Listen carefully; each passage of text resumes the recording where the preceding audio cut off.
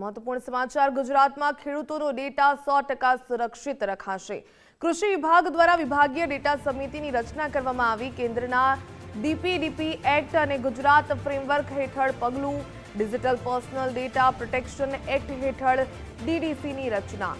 તો સલામત વચેટિયાઓ અને છેતરપિંડી પર લાગશે નિયંત્રણ। ગુપ્ત માહિતી સલામત રહેતા છેતરપિંડી પર બ્રેક લાગશે। ડેટા સુરક્ષિત થતા સરકારી સહાય વધુ ઝડપથી પહોંચશે। લાભાર્થી ખેડૂતો સુધી સરકારની સહાય વધુ ઝડપથી પહોંચશે। ત્યારે મુખ્યમંત્રી ભૂપેન્દ્રભાઈ પટેલના નેતૃત્વમાં નિર્ણય લેવાયો। ખેડૂતોનો ડેટા તેમની સંમતિથી જ ઉપયોગમાં લેવાશે। બોર્ડ નિગમો અને યુનિવર્સિટીના ડેટાનું થશે સંચાલન। કૃષિ વિભાગના ઉચ્ચ સચિવ કક્ષાના અધિકારી કરશે નેતૃત્વ। સમિતિમાં CISO, IT નિષ્ણાંતો અને અધિકારી સામેલ।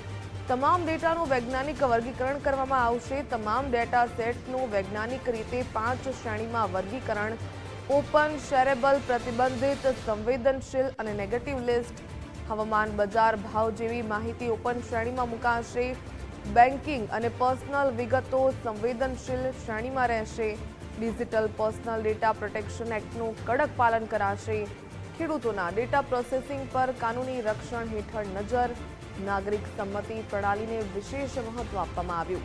ખેડૂતોની સંમતિનો રેકોર્ડ ટ્રેકેબલ અને સુરક્ષિત રહેશે। નિયમોનો ભંગ થતાં જ રાજ્ય ડેટા સત્તા મંડળને જાણ કરાશે।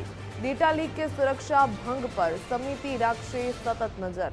ડેટા બ્રીચ થતાં જ મુખ્ય અધિકારી ત્વરિત પગલાં લેશે। સચોટ ડેટાથી કૃષિ સંશોધન અને નવી યોજનામાં સરળતા। સાયબર જોખમોની સામે રક્ષણથી ચોક્કસ નીતિઓ ઘડાશે। પાક વીમો, સબસિડી સીધા પાત્રતા ધરાવતા ખેડૂતોને મળશે।